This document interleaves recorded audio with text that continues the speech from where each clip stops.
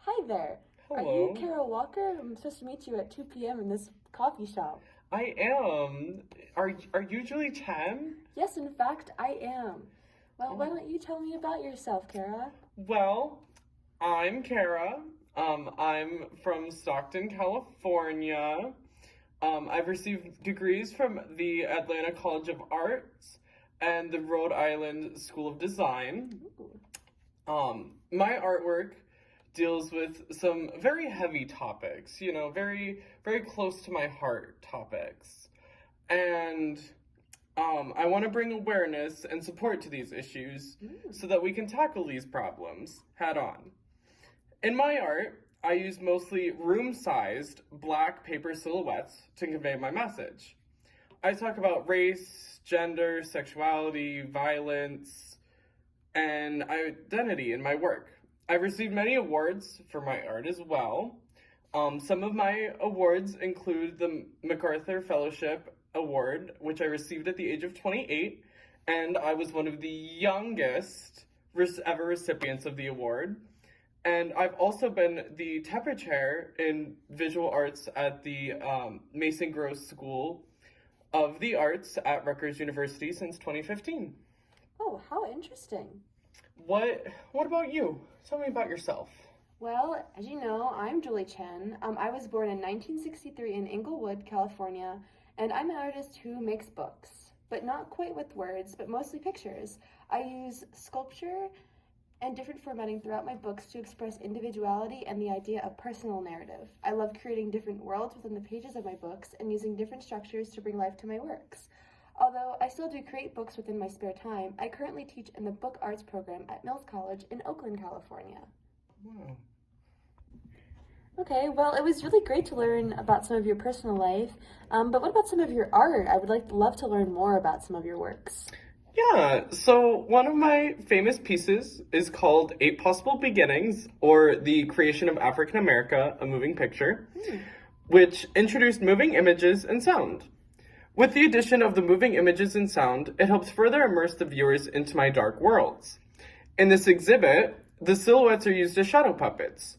I used my voice in the piece as well as my daughter's to suggest how the heritage of early American slavery has affected my own image as an artist and also a woman of color. Interesting. How what about some of your works? Oh, well, one of my very well-known ones is called Bon Bon Mots, which I finished in 1998. My idea for this book was to create appealing and satisfying shapes that the reader of my book would feel inclined to pick up and examine, almost like a delicacy. The mirror-like image on the top of the inside of the box is meant to replicate something like a box of chocolates or sweets. Inside of each piece is a small piece of writing that would mix happiness and sadness together, creating a melancholic feel. For this particular piece, I used clay, Fimo, letterpress, plexiglass, and polymer. I actually had this idea 2 years before I even began to put this project together, and I spent a long time delicately planning out each individual piece.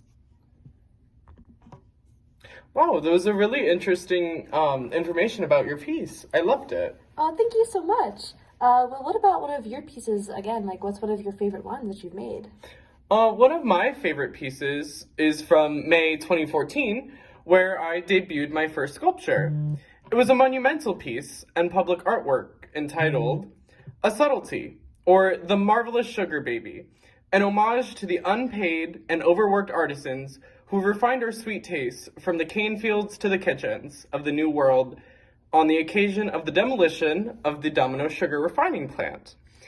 It depicted a female sphinx figure measuring around 75 feet long and 35 feet high.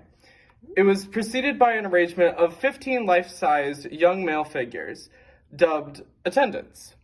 The Sphinx, which bore the head and features of the mammy archetype, the mammy archetype is a U.S. historical stereotype depicting black women who work in a white family and nurses the family's children. Oh, how interesting. Thank you for listening to my piece. So what is one of your most meaningful pieces? Oh, well, one of my very meaningful pieces to me. It's actually the very first book art I made in 1987. It's called The First 7 Days.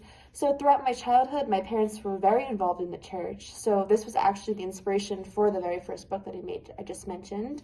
So it's folded into an accordion-like structure so that each image is individual but also closely connected to flow better. And of course, it goes over, the first 7 days that God had created the earth. Well, it was lovely meeting you, Kara. I really hope that we can collab sometime in the future. Absolutely. I love talking with you about your art. It was really nice to learn more about you. Thank you so much. Well, take care and I'll see you around. Absolutely. See you next time. Bye-bye. Bye.